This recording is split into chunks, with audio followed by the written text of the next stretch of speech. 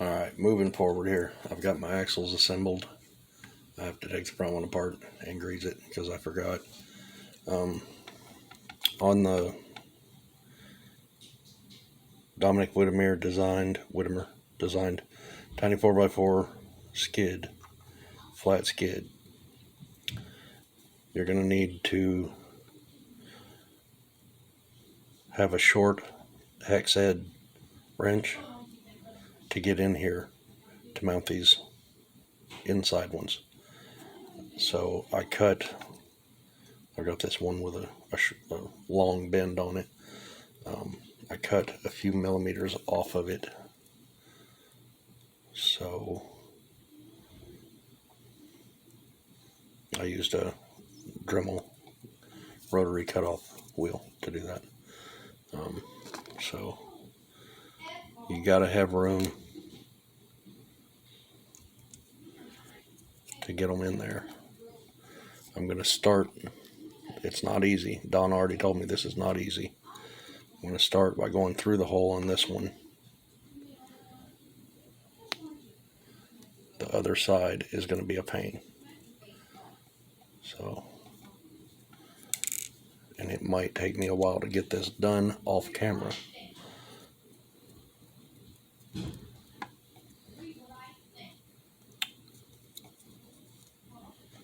So this is how you get the first one in. Threads right in there. Not a problem.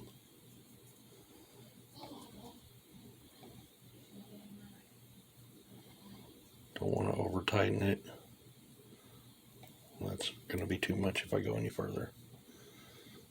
So get the second one. I'll just go to the opposite side with this one for ease of rotating it in my fingers.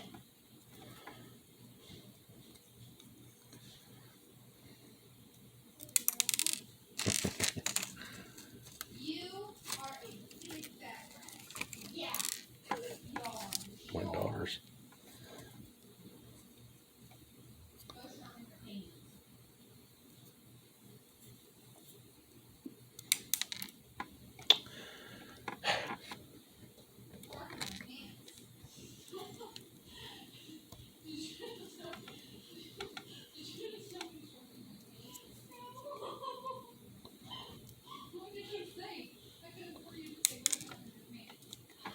Tweezers.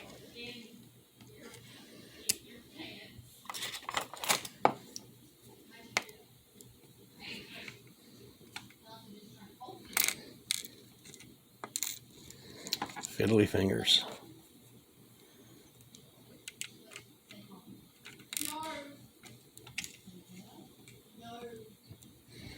I got mad. I used to have one of those extra hands things, and I got mad at the thing because it kept falling apart, and I threw it away. Sometimes I wish I still had that thing, but I really don't like them. But this is so fiddly.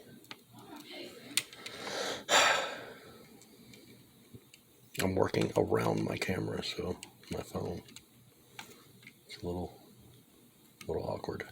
I'm used to leaning over my desk and putting this stuff right in my face.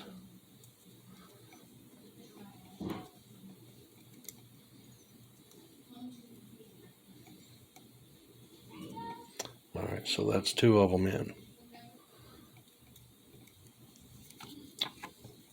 You see how I went through the hole here. I did the same thing on the older original style Orlando skids. I go through the first two, I go through the hole to make sure they're straight. But this is where it's supposed to get interesting, because I somehow got to get these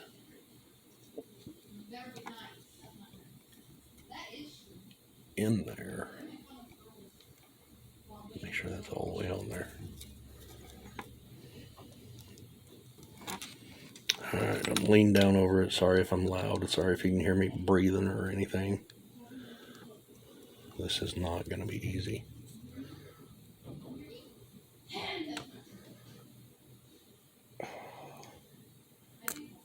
started. Good.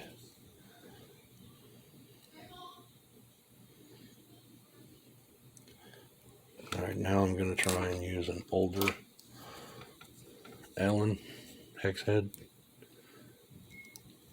that's a little bit worn out. Should be able to get,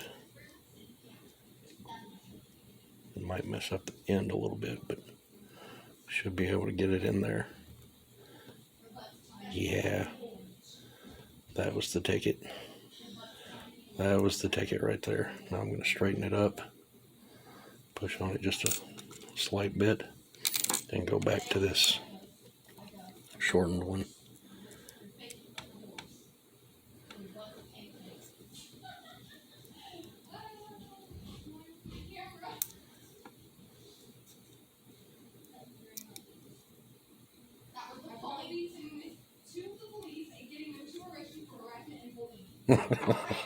I'm sorry, I'm listening to my daughters. My oldest daughter just told my youngest daughter she's going to call the police and have her arrested for harassment. That's funny.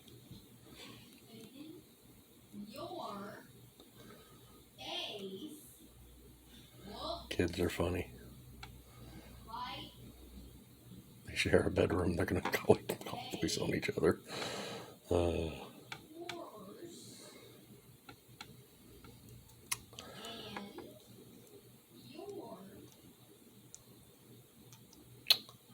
Come on now. Oh, this one's gonna bother me now.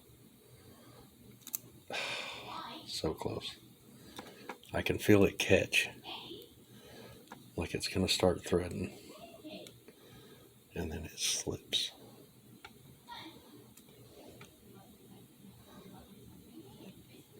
Come on, fiddly fingers.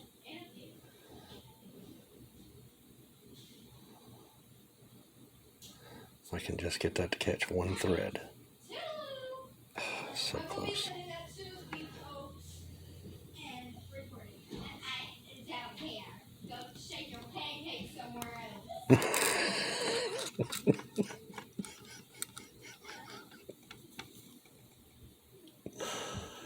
Oh boy.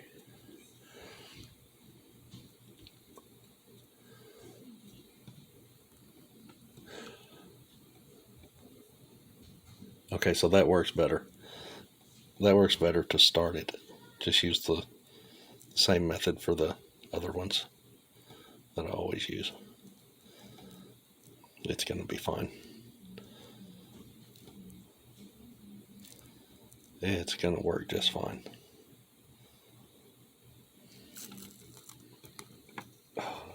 It's just irritating getting that Allen head out of there. Alright, so the four lowest ones are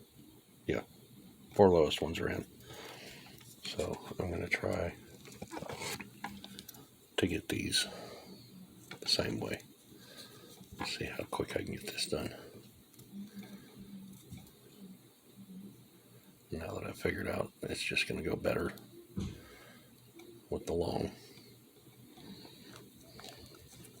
hex head.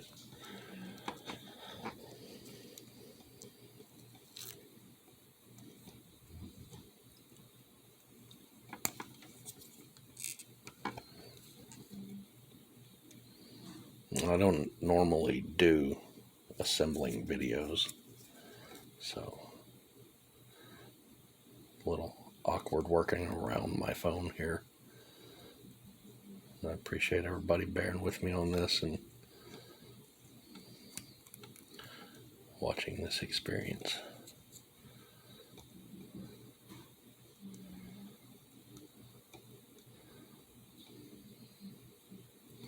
Trying to keep the angles as level as I can as I'm going in. Okay, that one's done. When you're putting them in like that, the Allen head, it does open the ball screw a little bit, and if you do this too much, it's going to ruin your ball head. I've done that before plenty of times. So Kind of got to be careful. I used to have a bag that had like probably 20 ruined ball screws. These just completely stripped out. Had to use, well, that one just ran away. I had to use needle nose pliers to remove them and tighten them when I stripped them out. I've had some break off right at the shank right here in my carbon fiber chassis, and I had to drill out the threads, which was a pain, but it worked. I got it. I just went the wrong side with that. I know you guys were like, dummy.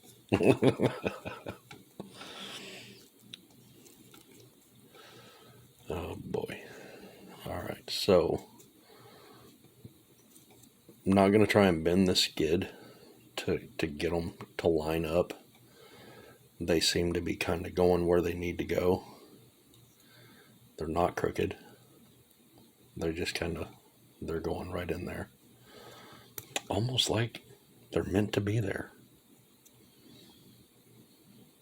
That's done. So that's where the ball screws go.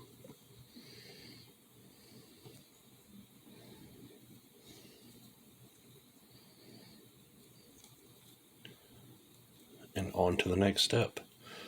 I'm going to pull my front axle back apart. I still don't have the screws in none of them. I did grease the back one. I'm going to grease the front one. The back one had a little clicking sound, and I'm not exactly sure why. If I pull the pinion and turn it, it's not doing it. So I'm going to take it back apart and inspectigate, because something is off here.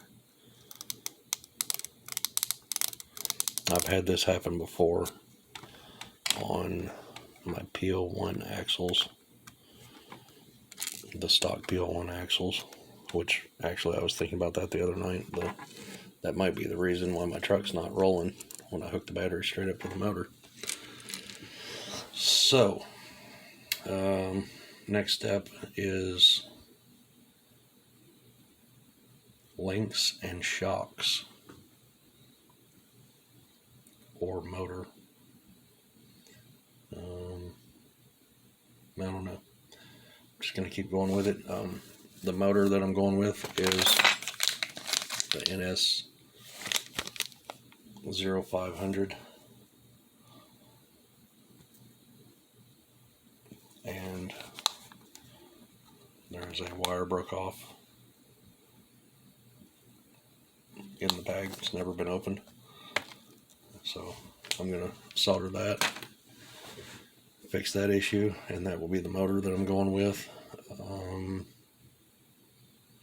Yeah, we'll see.